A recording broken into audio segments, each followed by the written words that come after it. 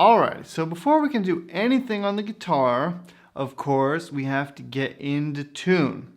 So I'm going to explain to you how to get into tune and what to look for when you're buying a tuner. So first of all, let's talk about the right tuner to get and what to kind of look for, just the basics. So there's really two possibilities in my mind. The first one is the most simple, the cheapest, kind of the easiest one, but not the best one. So that is your cell phone. So you can just go to your app store, type in guitar tuner, and you will find a free guitar tuner that you can download on your phone and use to tune. Now that does work well, but it's not as accurate as a clip-on tuner, which is my favorite thing to use. So why do I like the clip-on tuner? Well, there's a couple of reasons. The first one is it's much more accurate. And the second reason is that once I clip it onto my guitar, what it does is it actually senses the vibration directly from the instrument and it tells me what note is being played. The cell phone relies on a microphone. So that means if you're somewhere where there's children running around, or if your husband or wife starts to yell at you because you're not doing your chores, or whatever reason, you will pick up that noise and you won't be able to tune, okay? So with the clip-on tuner, no matter what's going on around you, you will always be able to tune since it's picking up the vibrations, okay? So I highly recommend getting one of these clip-on tuners. This is a Korg clip-on tuner, and I recommend Korg just because it's what I have experience with. So they make good tuners. It always works. I love it. Okay? Okay.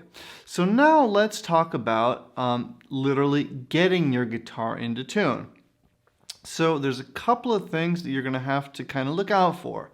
The first thing is, of course, what notes you are going to be tuning your tuning pegs to.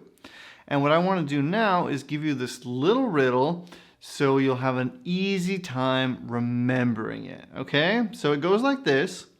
Elephants and donkeys grow big ears. Okay? So elephants and donkeys grow big ears.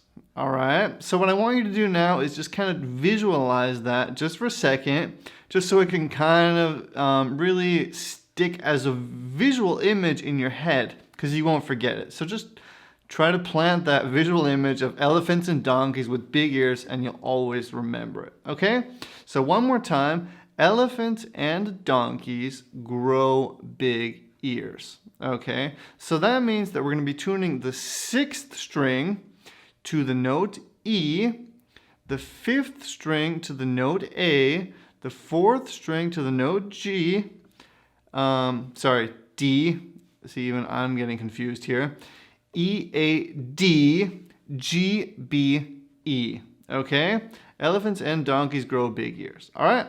Okay. So that's about that for as far as what note you're going to be tuning to.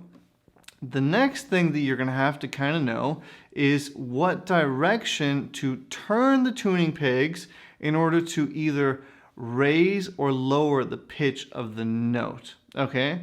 And there's an easy way to remember that. So what I like to tell my students is that from your perspective, so from where you sit when you're looking at the pegs, the top ones, if you turn them counterclockwise, you're raising the pitch. Okay? So the top ones, if you turn counterclockwise, you're raising the pitch. And the bottom ones, if you turn counterclockwise, you're lowering the pitch. Okay? So just kind of try to remember like that, and most of all, just play around with it a little bit. Twist them, listen to see what's happening with the tone, with the tonal difference, just so you can get a feeling for whether you're raising the notes or lowering them. Okay, so one more time, top ones counterclockwise, you're raising them, and on the bottom, counterclockwise, you are lowering them. Okay? All right. So let's now get into the close-up, and what I'm going to show you is exactly how to use a tuner to tune your guitar. Okay, so I'm going to have my guitar slightly out of tune, and we are going to be tuning it together. All right, I'll see you in the close-up in just a second. See you there. Bye-bye.